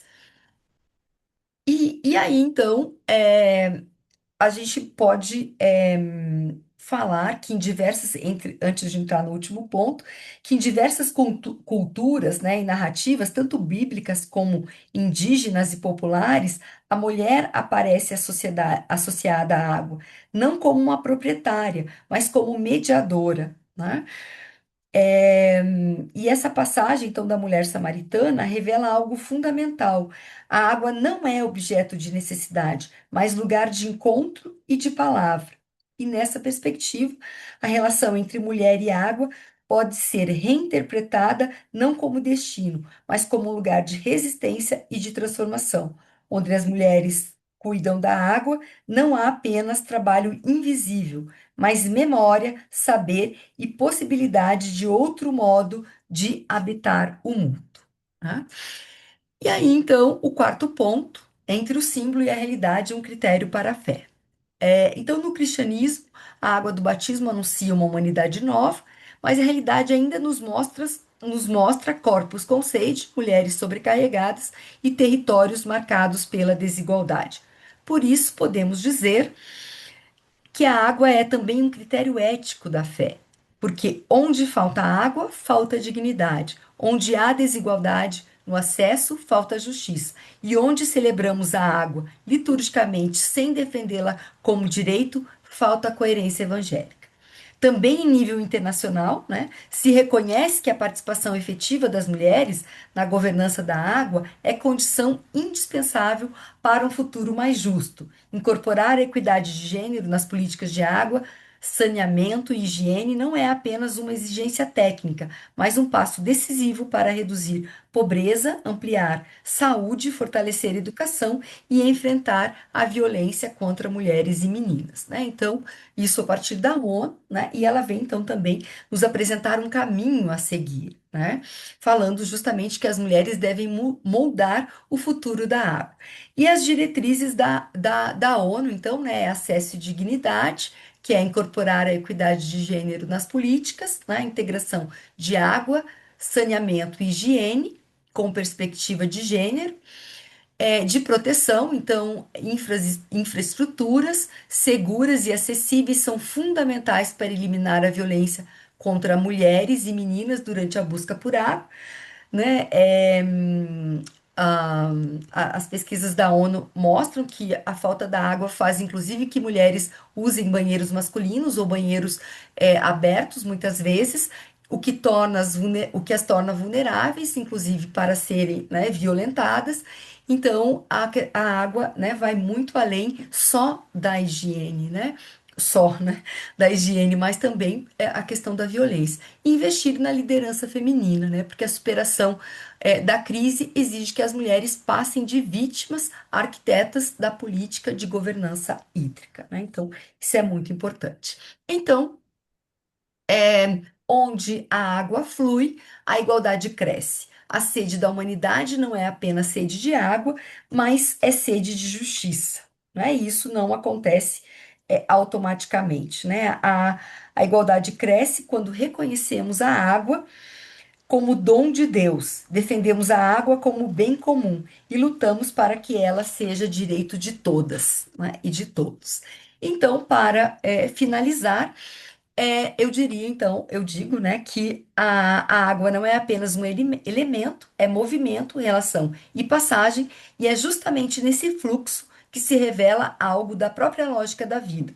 Em muitos contextos, não são as mulheres que permanecem nesse lugar de mediação entre a escassez e a sobrevivência, entre a ausência e a continuidade, tornando visível que sustentar a vida é, antes de tudo, um ato relacional.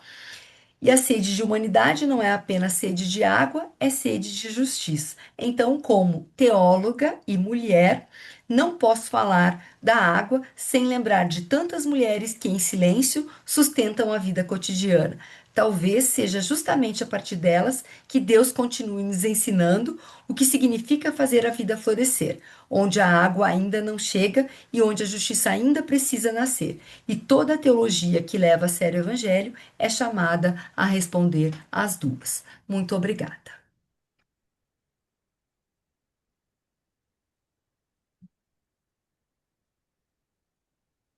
Nós que agradecemos, professora Andréia, sua presença nesta live é muito significativa, uma vez que, como membro da Blue University, alguém que promove a Blue University também como professora na PUC do Paraná, nos ajuda a aprofundarmos a relação de igualdade entre os seres humanos e também com toda a criação, a partir das novas relações com a água. Bem afirmada a sua expressão de que o cuidado da terra, o curar a terra, significa curar as relações humanas e vice-versa, né? Então, isso é de extrema importância. Num contexto onde nós percebemos, sobretudo, por exemplo, nós, em termos de Brasil, ouvimos constantemente a violência contra as mulheres, o feminicídio. O ano passado, 2025, são cerca de 1.400, né, em torno de 1.400 feminicídios neste país e em tantas outras regiões do mundo, né? As desigualdades nas relações entre gêneros, as injustiças cometidas são cruéis. Então, nesse contexto, perceber como refletir sobre a água, que vai tecendo novas relações, vai abrindo novos sulcos de vida entre pessoas, entre culturas, entre credos, entre povos, enfim, faz com que as relações de gênero também sejam mais equitativas. Onde a água flui, a igualdade cresce. Teríamos muito que conversar com a senhora, quem sabe num outro momento, numa outra oportunidade, mais especificamente sobre as questões de gênero e água, ou a criação como um todo. Nós estamos chegando ao final do nosso lançamento do livro Blue University, a Universidade e a Justiça das Águas, mas nós temos ali no chat uma pergunta da Joseine. É Joseine? Perdão, o nome não vejo agora. Está aqui, Joseide, né, Bernardes, Oi, boa professora de noite. escola pública há mais de 20 anos. Obrigado pela sua presença e também por esta preocupação. Trabalhando nos direitos fundamentais da escola pública, sua pergunta é como a universidade pode se aproximar das escolas públicas para garantir também ali o direito à água, uma nova cultura hídrica. Essa sua pergunta já me leva a uma outra interrogação. Por que as universidades estão se distanciando das escolas públicas? Espero que não. Não quero estar distanciado em hipótese alguma, mas ó, há caminhos para estreitarmos ainda mais as relações. E entre eles, creio que você pode cobrar, sobretudo de nós. Eu creio que o pessoal de Lavras talvez ainda esteja por aqui, talvez.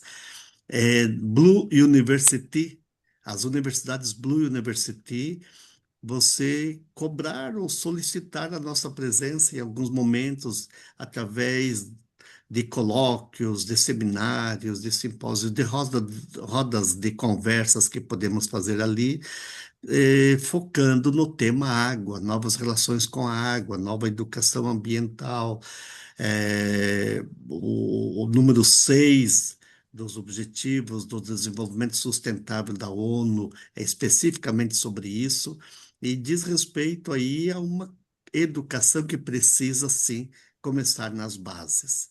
É um dos caminhos, tá? Conte conosco aí quando quiser, estamos à disposição. Podemos ir Muito concluindo, obrigada, professora viu, Marta? pela Ok, José? oportunidade, pelo convite da professora Marta. Eu queria estar presencialmente, mas não pude. Mas estou aqui e fico muito lisonjeada de ter participado desse momento. Parabéns, viu, doutores? Deus abençoe vocês. Parabéns. Obrigada, Nós que Jo. agradecemos sua presença. E Nos baixa o honra. livro lá e trabalha o livro com as crianças também. Bom, vamos concluir então, professora Marta? Vamos sim. Contigo a palavra, por favor. Então, fechamos aqui mais um dia, né, que começou bem cedo hoje, mas meu coração está cheio de alegria. A gente conseguiu conectar várias pessoas, então me sinto um pouco água aqui, né? Me conectando, e isso preenche a gente. Então, eu vi muitas pessoas. A Josi foi minha aluna há muito tempo, né, Josi? Então, esse livro trouxe pessoas novas para a minha vida, resgatou pessoas lá do passado, né? Pessoas que estavam fechadas nas suas salinhas, hoje apareceram, os alunos foram lá na ação, a gente fez uma ação também com relação à água. Então, assim, foi bastante cansativo, mas foi um dia repleto de alegria. Me sinto hidratada, Vera. Me sinto hidratada hoje. E acho que agora, para fechar a noite, só um bom banho, né? Para a gente. Um copo de água Um também. copo de água, um banho e dormir realizado. Foi muito bom. Espero manter essas conexões, continuar novos trabalhos e tocar. Agora a gente tem vários pontos, né, padre, para a gente conversar e ver como que o nosso Comitê da Água pode atuar para a gente fazer frutificar tudo isso que surgiu hoje, né? Isso mesmo. Então, colegas, boa noite a todos, a todas, tá? Boa leitura nos Divulguem, né, capítulos do nosso nosso livro, livro, né? Divulguem tá? também. Divulguem, baixem ali, vocês têm o link, né, para baixar ele no formato digital, tá? E até a próxima Até a oportunidade. próxima. Continuemos no E um fluxo das brinde ao águas. conviver. Um abraço. Ah, também. Tá, boa noite. Obrigada, Boa noite. professora Tchau, Marta. gente. Um abração. Boa Saúde Beijo, para noite. você. querida. Beijão. Tchau, Beijo para valeu. todos. Tchau, tchau. Tá.